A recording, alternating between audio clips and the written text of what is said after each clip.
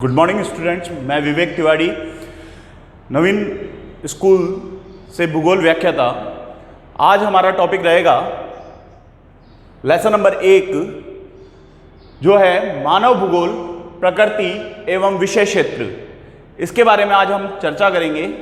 यह वर्तमान परिदृश्य को जिससे आप और मैं सब जूझ रहे हैं उसको ध्यान में रखते हुए यह विषय बहुत इंपॉर्टेंट टॉपिक है। इस टॉपिक में हम आज मानव भूगोल का अध्ययन करेंगे, उसके बारे में प्रकृति के बारे में जानेंगे, प्रकृति के साथ साथ विषय क्षेत्र के बारे में जानेंगे। इसमें जो समस्या वर्तमान समय में कोविड-19 की आप देख रहे हैं उस समस्या का भी वर्णन इसमें दिया गया है। ये लेसन वैसे तो अध्ययन की दृष्टि से बहुत महत्वपूर्ण है। यह आपके पेपर में 2 नंबर का पाठ है, पर 2 नंबर का होने के साथ साथ इसके अंदर महत्वपूर्ण प्रश्न भी बने हुए हैं। इसका विस्तार पूर्वक अध्ययन हम देखते हैं। सबसे पहले मैं आपको ये बताना चाहूँगा कि इस विषय को हम 3 भागों में डिवाइड करेंगे। पहला भाग रहेगा हमारा मानव भूगोल, दूसरा भाग रहेगा हमारा प्रकृति और तीसरा भाग रहेगा हमारा विषय क्षेत्र। देखिए, मानव भूगोल जो है, मानव भूगोल को भूगोल की 2 शाखाओं में बांटा गया है। पहली आप 11वीं में पढ़ चुके हैं जिसका नाम है भौतिक भूगोल, दूसरी जो है वो है मानव भूगोल।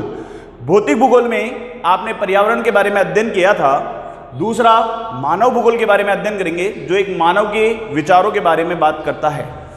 मानव भूगोल और भौतिक भूगोल मिलकर के भूगोल की दोनों शाखाएं हैं, उसका विस्तार पूर्वक अध्ययन आज हम करेंगे। सबसे पहले हम उठा रहे हैं मानव भूगोल क्या है। सबसे पहले बात करेंगे मानव भूगोल क्या है। मानव भूगोल की बात करने के साथ पहले एक बार इसका परिचय देखते हैं। पहले आपको देखना है मानव भूगोल का परिचय।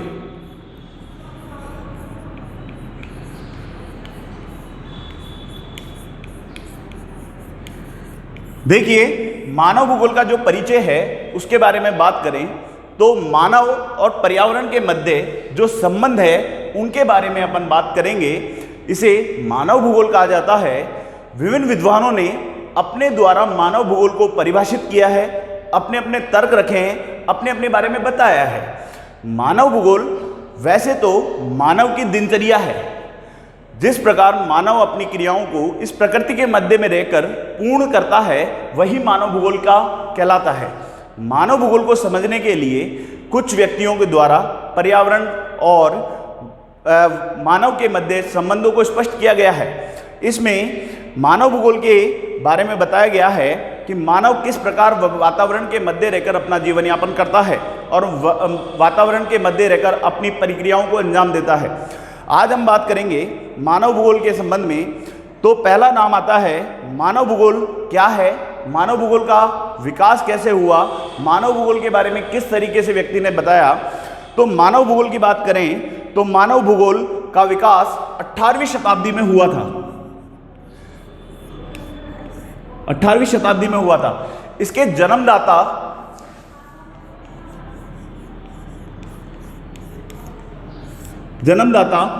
जिसे कहा जाता है अर्थात फादर ऑफ ज्योग्राफी के नाम से जाना जाता है, जिन्हें मानव भूगोल के ह्यूमन ज्योग्राफी के पिता के रूप में माना जाता है, उनका नाम है फ्रेडरिक रेडजेल।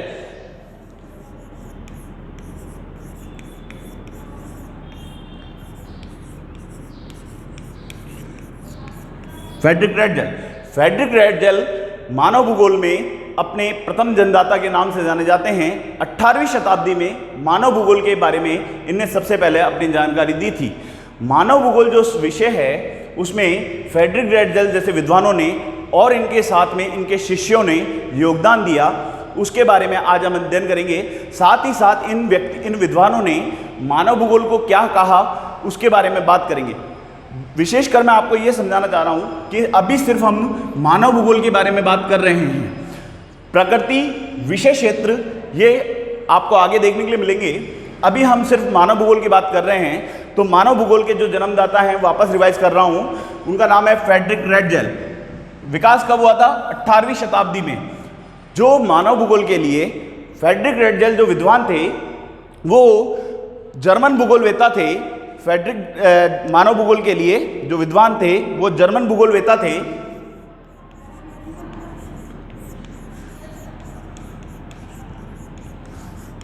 जर्मन भूगोलवेता थे।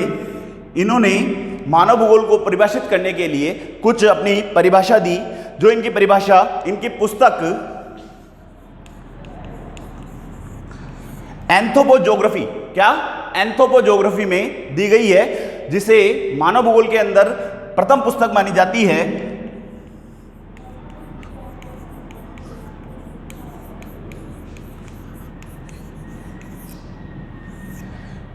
है। ये फ्रेडरिक रेडजेल द्वारा दी गई पुस्तक थी। इनकी एक परिभाषा दी गई, इनने अपनी पुस्तक के साथ साथ कुछ परिभाषाएं भी दी। उस परिभाषा के अंदर इनने अपनी परिभाषा को समझाते हुए वातावरण और पर्यावरण के बारे में समझाया कि किस तरीके से वातावरण पर्यावरण इनके संबंध में हुआ। एक बार मैं वापस परिभाषा बताने से पहले आपको वापस रिवाइज करना चाहूंगा। मानव भूगोल के बारे में बात कर रहे हैं। 18वीं शताब्दी में इसका जन्म हुआ था। जन्मदाता थे फ्रेडरिक रेडजेल। कहाँ के रहने वाले थे? जर्मन भूगोलवेता थे। इनकी पुस्तक थी जो क्या थी? एंथ्रोपोज्योग्राफी। यहां तक की बात करने के बाद में अब आगे हम इनकी परिभाषा के बारे में बात करेंगे, जो इनने अपनी परिभाषा प्रस्तुत की। इनने अपनी परिभाषा प्रस्तुत की, मानव भूगोल मानव समाज और धरातल के मध्य संबंधों का अध्ययन है। क्या है? मानव भूगोल मानव समाज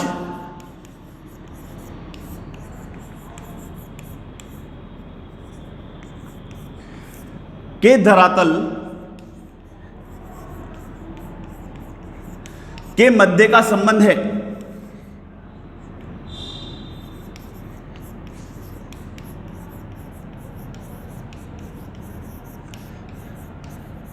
संबंध है। दोबारा देखेंगे, मानव भूगोल मानव समाज के धरातल के मध्य का संबंध है। समझिए कैसे? मानव, आप और मैं, मानव समाज, हम लोगों के मिलने से बना हुआ समाज के धरातल, इस धरातल पर, इस पृथ्वी पर अर्थात भौतिक भूगोल के मध्य का संबंध है। हम इस पर्यावरण के मध्य रहकर एक मानव समाज हमारे जीवन का निर्माण करता है और वो इस संबंध को लेता है। कैसे? पर्यावरण से हम ऑक्सीजन प्राप्त कर रहे हैं, प्राणवायु ले रहे हैं, अर्थात हम फल फूल, खेती बाड़ी, पशुपालन सब इस मानव समाज के रूप में किस पे प्राप्त कर रहे हैं? धरातल पर प्राप्त कर रहे हैं। तो उसके बारे में बात करेंगे कि मानव भूगोल मानव समाज के धरातल के मध्य का संबंध है।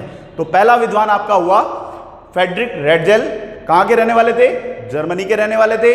पुस्तक का क्या नाम था? एंथ्रोपोज्योग्राफी।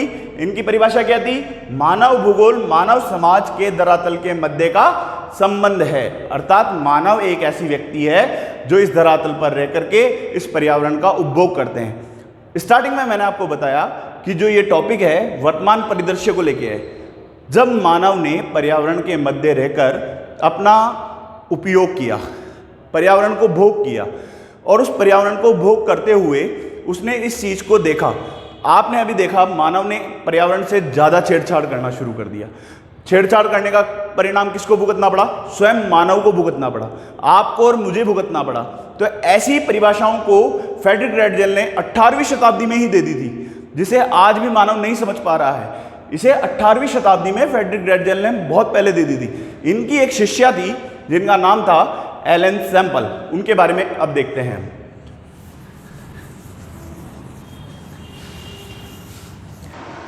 देखिए, अब अपन रेडजेल के बाद में उनकी एक शिष्या थी जिनका नाम था एन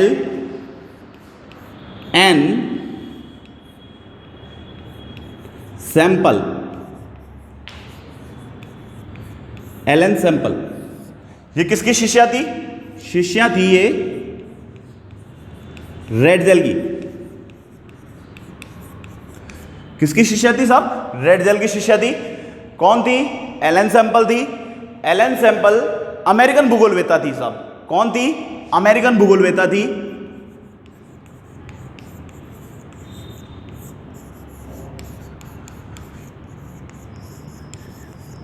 अमेरिकन भूगोलवेता थी।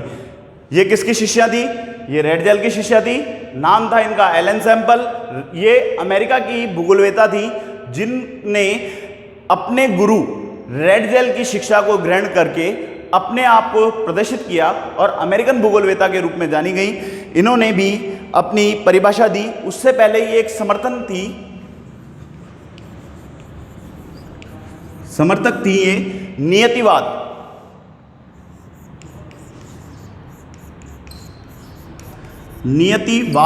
नियतिवाद को आप निश्चयवाद भी कह सकते हैं। निश्चयवाद भी कह सकते हैं।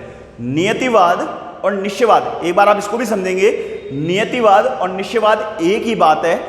परीक्षा में अगर प्रश्न आ जाए नियतिवाद किसे कहते हैं या निश्चयवाद किसे कहते हैं, तो उसके बारे में आपको ध्यान रखना चाहिए कि दोनों का बात एक ही है। पहले मैं एक बार दोबारा ऊपर से समझा रहा हूं। एलन सैंपल किसकी शिष्या थी? रेडजेल की। कहां की रहने वाली थी? अमेरिका की। समर्थक किसकी थी? नियतिवाद।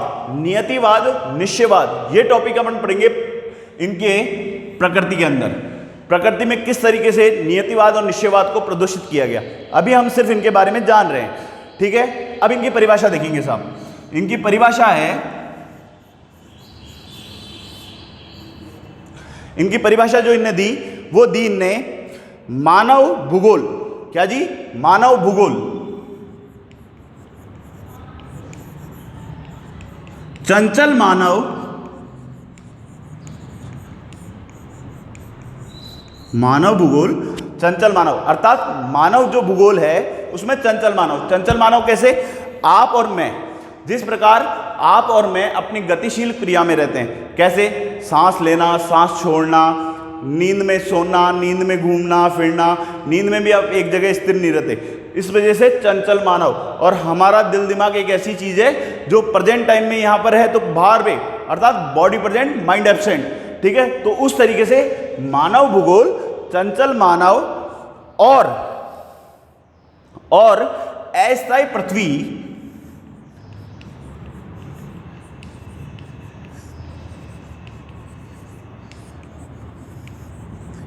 अस्थायी पृथ्वी जो कभी रुकती नहीं है, चलती रहती है।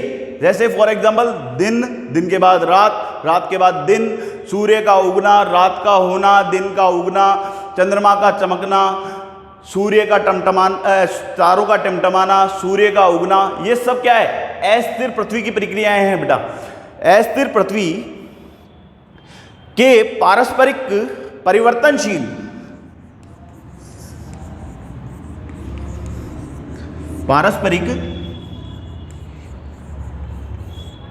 परिवर्तनशील संबंधों का अध्ययन है।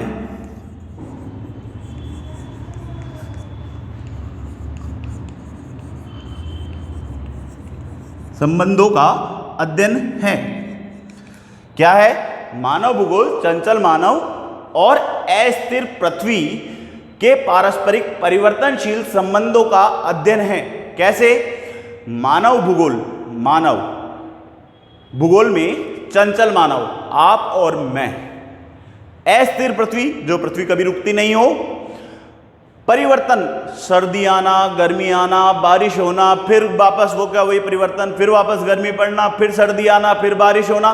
परिवर्तनशील, बालक, बालक से बड़ा, बड़े से फिर वृद्ध, वृद्ध से युवा, इस तरीके की सिचुएशन जो परिवर्तनशील संबंधों का अध्ययन है, उनके बारे में बताया गया है कि मानव के शरीर हो या मानव हो या ये प्रकृति हो, उसके बारे में जो चंचल मानव के बीच में इस धरातल पर रहकर, इस पृथ्वी पर रहकर जो उनके अंदर परिवर्तन देखने जाते हैं, उनका अध्ययन किया जाता है। अब वापस एक बार एलन सैंपल के बारे में समझेंगे। देखते हैं क्या है एलन सैंपल। रेडजेल के बाद में एलन सैंपल उनकी शिष्या थी, अर्थात उनकी स्टूडेंट थी। जैसे आप लोग हमारे स्टूडेंट हैं, उसी प्रकार से एलन सैंपल रेडजेल की शिष्या थी, अमेरिकन भूगोलवेता थी, अमेरिका की रहने वाली भूगोलवेता थी। ठीक है, समर्थक थी ये नियतिवाद। नियतिवाद मतलब निश्चयवाद। जो निश्चयवाद और नियतिवाद सेम सिचुएशन है। इन्हें मैंने आपको पहले बताया कि परीक्षा में अगर नियतिवाद या निश्चयवाद दोनों में से कुछ भी लिखा हुआ आ जाए तो बात बराबर होती है। ठीक है, उसके बाद इन्हें परिभाषा दी मानव भूगोल, मानव भूगोल ह्यूमन ज्योग्राफी या मानव भूगोल, चंचल मानव, आप और मैं, चंचल मानव और अस्थिर पृथ्वी, जो पृथ्वी रुकती नहीं है, अर्थात परिवर्तनशील रहती है। कैसे?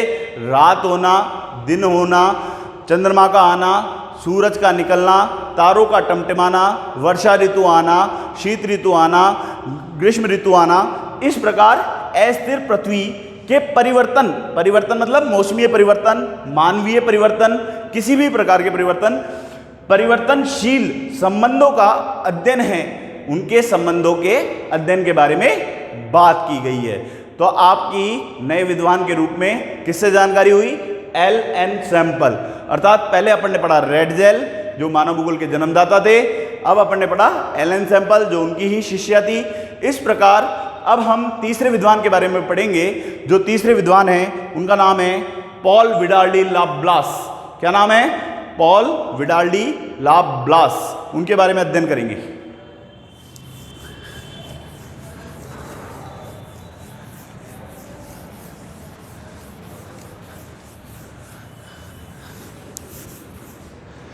अब हमारा जो तीसरा विद्वान है बेटा, उसका नाम है पॉल विडाल डी लाब्लास। देखेंगे क्या नाम है इनका।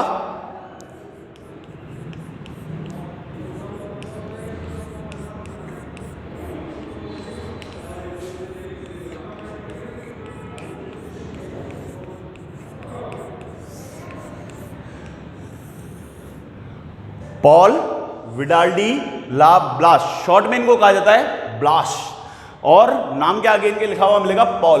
आपकी किताबों में अक्सर नाम लिखा हुआ मिलेगा विडाल डी लाब्लास, लिखा हुआ क्या मिलेगा? Vidal de लाब्लास।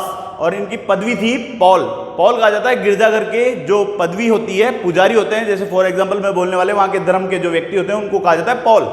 तो इनका पूरा नाम है पॉल विडाल डी लाब्लास। अब इन विद्वानों के बारे में हम देखते हैं। आपने दो विद्वान पढ़ चुके हैं, फ्रेडरिक रेडजेल, एल.एन. सैंपल। अब पढ़ेंगे अपन पॉल विडाल डी लाब्लास के बारे में। पॉल विडाल डी लाब्लास जो हैं ये फ्रांसीसी भूगोलवेत्ता है बेटा।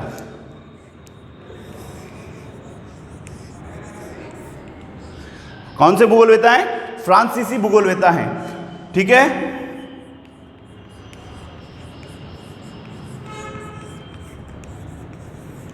फ्रांसीसी भूगोलवेत्ता हैं।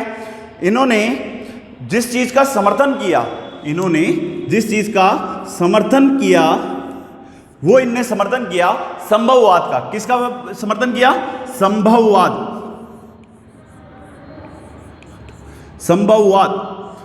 निश्चयवाद का किसने किया था? एल.एन. सैंपल ने। संभववाद का किसने किया? विडाल डी लाब्लास ने। संभववाद भी याद रखने वाली चीज है। जैसे आपने एल.एन. सैंपल में याद रखना है नियतिवाद या निश्चयवाद का समर्थन किसने किया था?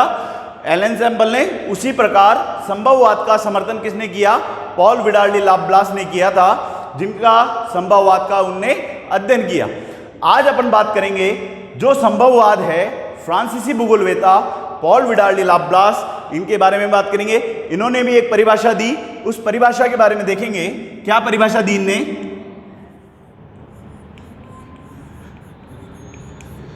क्या परिभाषा दी, उस परिभाषा के बारे में देखेंगे बेटा।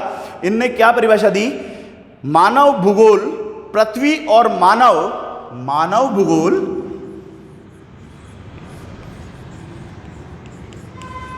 पृथ्वी मानव, क्या जी? वापस मानव भूगोल, वही ह्यूमन ज्योग्राफी। पृथ्वी ये हमारा घर जहां मानव का निवास स्थान। मानव भूगोल पृथ्वी मानव, किसका? धरातल और मानव के संबंधों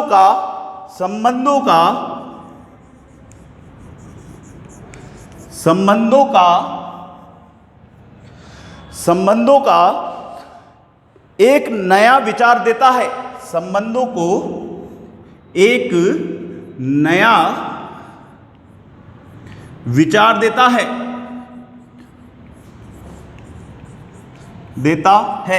समझेंगे पहले इतना सा, फिर आगे बात करेंगे।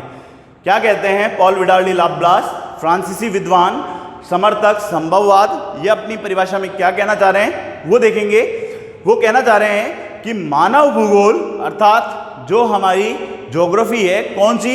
ह्यूमन ज्योग्राफी में वो कहना चाह रहे हैं कि पृथ्वी मानव, इस घर के अंदर रहने वाला मानव अर्थात इस पर्यावरण के मध्य निवास करने वाला मानव के संबंधों, कैसे हमें संबंध बनाने हैं, अर्थात कैसे इस पर्यावरण के मध्य सेव होगी, सेब आप तोड़ के खा रहे हैं, आप मानव हैं इसलिए उस सेब के बारे में जानते हैं। अगर कोई पशु है तो उसको ये नहीं पता कि वो सेब है। अर्थात मानव और पृथ्वी, इस पृथ्वी का उपभोग करने वाला सिर्फ एक ही व्यक्ति है, वो स्वयं मानव।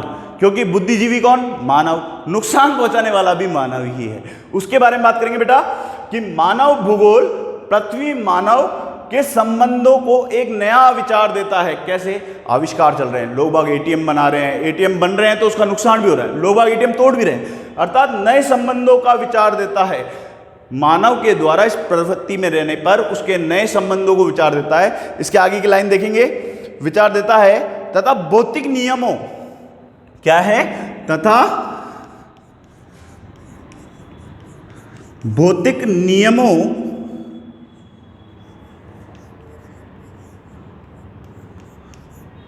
नियमों तथा पृथ्वी पर निवास करने वाले तथा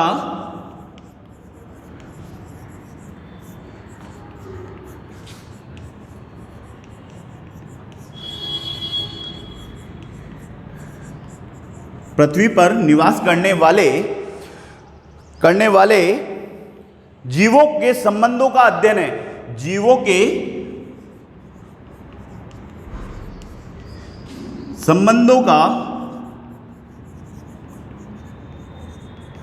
अध्ययन है। एक बार परिभाषा दोबारा समझेंगे और पॉल विडाल्डी लाप्लास के बारे में ढंग से समझेंगे। पॉल विडाल्डी लाप्लास, पूरा नाम है इनका पॉल विडाल्डी लाप्लास, इनका शॉर्ट नेम है ब्लास, और इन्हें वैसे नाम से जाना जाता है विडाल्डी लाप्लास। किस नाम से जाना जाता है? विडाल्डी लाप्लास। शाबाश। अब फ्रांसीसी भूगोलवेता हैं, समर्थक हैं संभववाद के, इन्हें परिभाषा दी, उसके बारे में बात करेंगे कि इन्हें क्या परिभाषा दी। इन्हें परिभाषा दी, मानव भूगोल पृथ्वी मानव संबंधों का एक नया विचार देता है। क्या है साहब? मानव भूगोल पृथ्वी और मानव के संबंधों को एक नया विचार देता है तथा भौतिक नियमों, क्या होते हैं भौतिक नियम? भौतिक नियम होते हैं बेटा जैसे रात का होना, दिन का उगना, तारों का टिमटिमाना, बादलों का बरसना, बिजली का कड़कना, ये सब क्या है? भौतिक नियम है। और इसको कौन जानता है? सिर्फ मानव जानता है, और कोई नहीं जानता है। ठीक है, तो भौतिक नियमों तथा पृथ्वी पर निवास करने वाले जीवों, पृथ्वी पर निवास करने वाले जीव कौन है? आप और मैं, पेड़ पौधे, जीव जंतु, उनके बारे में भी कौन जानता है? हम लोग जानते हैं। जीव जंतु तथा पृथ्वी पर निवास करने वाले जीवों के संबंध का अध्ययन है। जीवों के संबंध का अध्ययन है। एक गाय दूध देती है, ये मानव जानता है।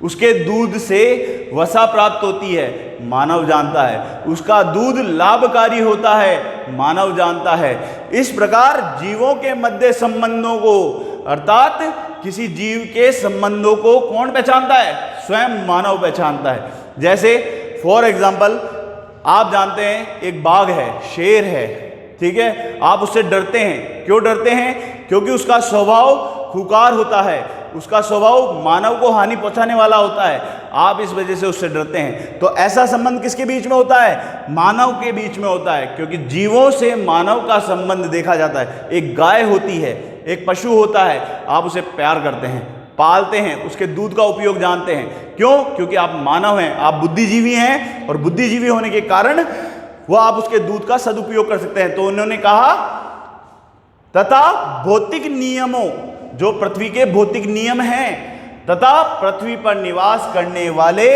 जीवों गाय, पशु, भैंस, बकरी, मानव के संबंधों का अध्ययन है। अर्थात आपस में जिन व्यक्तियों के संबंध बैठते हैं उनका अध्ययन है। आपने कभी किसी व्यक्ति को शेर पालते देखा? नहीं पाला।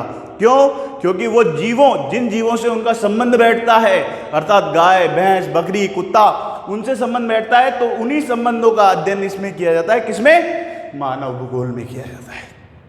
अब हम बात करेंगे आगे, एक विद्वान लास्ट आपके बचे हैं इसके अंदर, उस विद्वान के बारे में बात करेंगे। हमारे अंतिम विद्वान हैं जिनका नाम है डीकेन। क्या नाम है बेटा? डीकेन। डीकेन नाम का जो विद्वान है, इन्होंने सिर्फ एक 2 लाइन की परिभाषा दी है और उसमें उन्होंने सार बांध दिया है। क्या दिया है इसमें? मानव और मानव के कार्यों को संश्लेषित किया जाता है। मानव और मानव के कार्यों को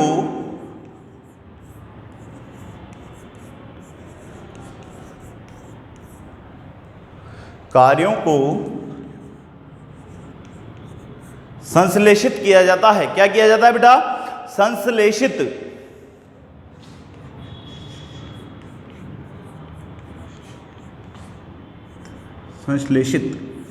किया जाता है।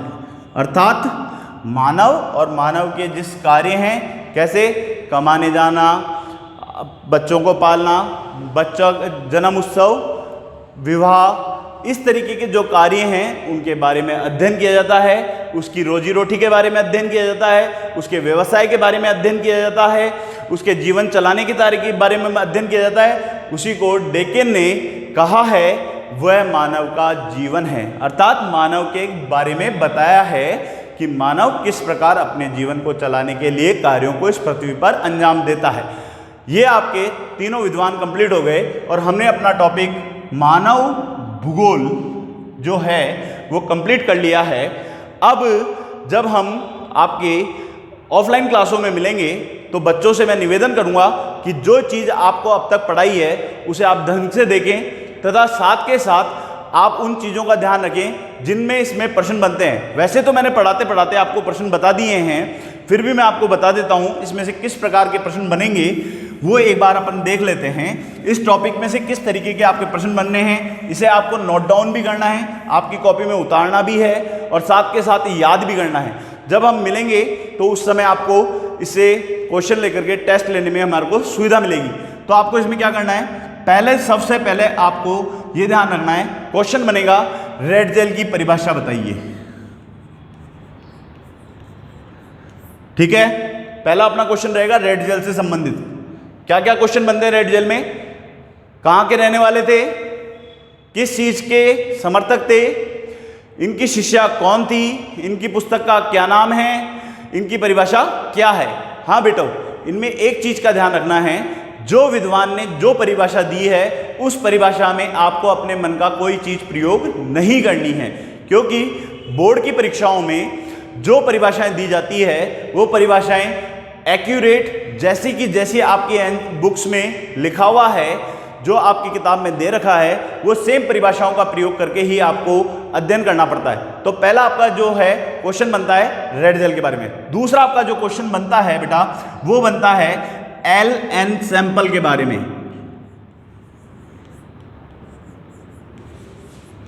दूसरा क्वेश्चन जो आपका बन रहा है वो बन रहा है एल-एन सैंपल के बारे में। क्या बन रहा है क्वेश्चन सुनिए। क्वेश्चन बनता है कि एल-एन सैंपल कहां की रहने वाली थी, किस चीज का इनने समर्थन किया और इनकी परिभाषा। सेम रेड जेल की तरह वही बात कहूंगा कि परिभाषाओं में आपके मन के शब्दों का प्रयोग नहीं करना है, जो किताब में परिभाषा दे रखी है स्पष्ट रूप से वही परिभाषा आपको बोर्ड के पेपरों में लिखनी है। फिर तीसरा क्वेश्चन बनता है आपका विडाल्डी लाप्लास। पूरा नाम पाल विडाल्डी लाप्लास। क्या नाम है? पाल विडाल्डी लाप्लास। पाल विडाल्डी लाप्लास वही वापस कहां के रहने वाले थे, क्या परिभाषा है, किस चीज के समर्थक थे, किस चीज के थे, संभववाद, रहने वाले फ्रांस के, परिभाषा एज इट इज वो की वही जो किताब में आपके दे रखी है। इस तरीके से इन तीनों विद्वानों को पढ़ के आपको जो आपका मेन उद्देश्य है मानव भूगोल, उसके बारे में बात करेंगे। अगले टॉपिक में अपन बात करेंगे मानव भूगोल की प्रकृति के बारे में। धन्यवाद।